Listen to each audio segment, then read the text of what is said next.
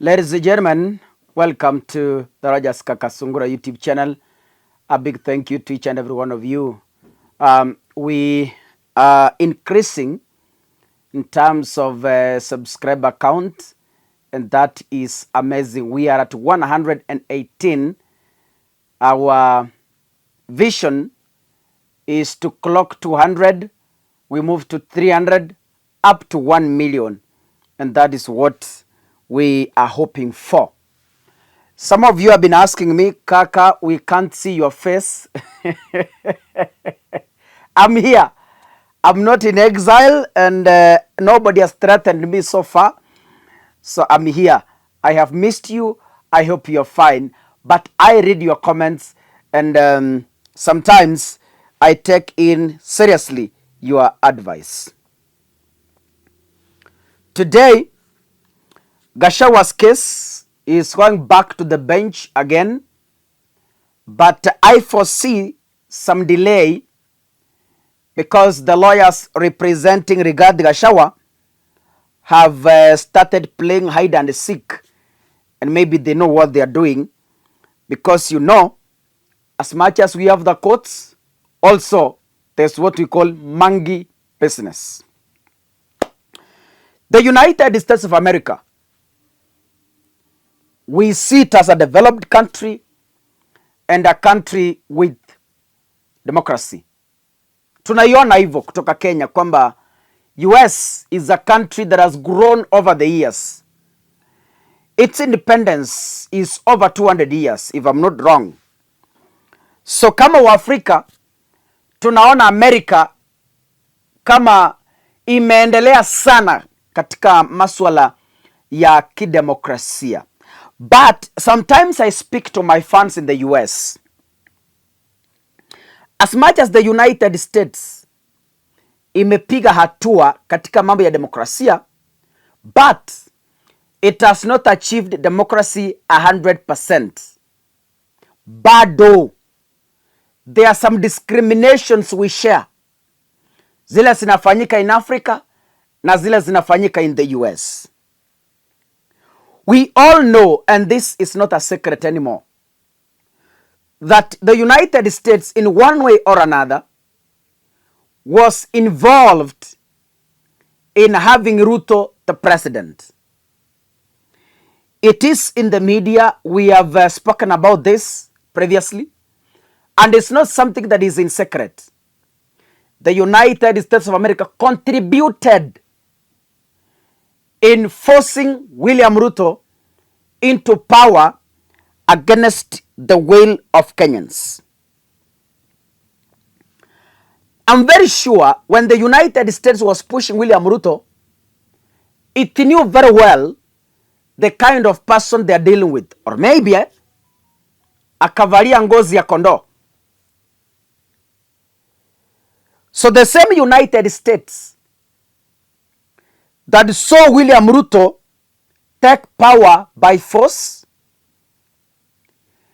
is sending a warning to the Republic of Kenya and to William Samoei Ruto over what they term as uncertainty surrounding the country's electoral body less than 3 years to the general election. IEBC has not yet been constituted, and we are only remaining with 2025 and 2026.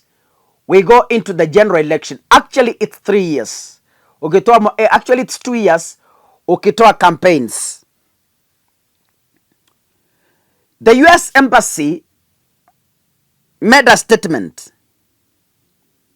and it said democracy in Kenya is at stake. Why? Because the Independent Electoral and Boundaries Commission was yet to get new commissioners after others resigned and others retired, like the former IEBC chairman Wafula Chebutieta.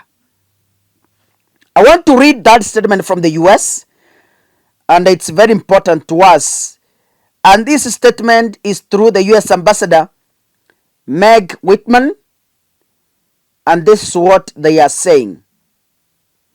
IEBC's ability to support democracy in Kenya is at risk without recruiting commissioners or parliamentary action to provide IEBC funding for voter registration, by-elections, and other activities.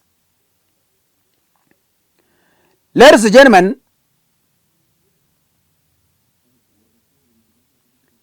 the US ambassador reportedly, and this is in the public domain because I saw the photos, met the IEBC CEO Hussein Marjan. I hope I've pronounced that term correctly.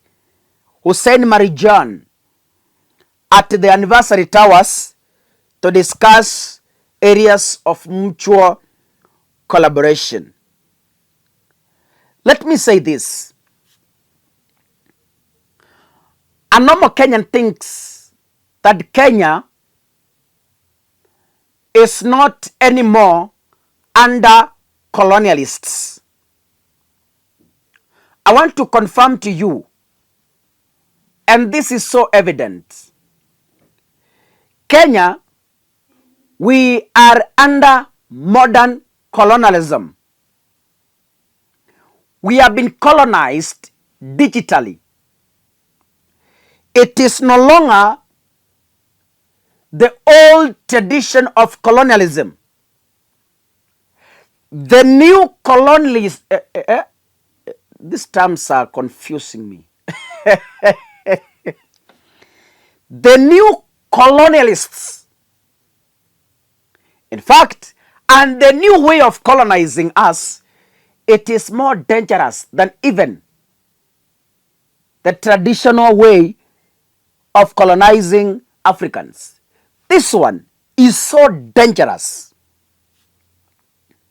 Our democracy is being controlled by outsiders.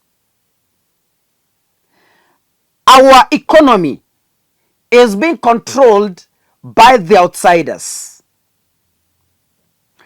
Our parliament is being controlled by the outsiders. The same applies to the Senate, and the same applies up to the executive. As a country, we can't stand up and have our own decision as Kenya. No. Our decisions must be influenced by other countries. Adani is colonizing us for 30 good years. Modern colonialism.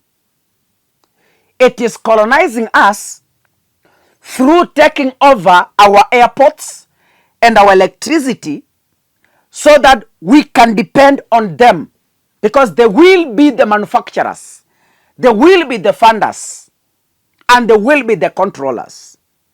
We as the Republic of Kenya, we cannot be able to control employment because it's Adani that is going to decide who will be employed, who will not be employed, and who will be fired. It is Adani that is going to make that decision, because once they take over those projects, everything under those projects become theirs.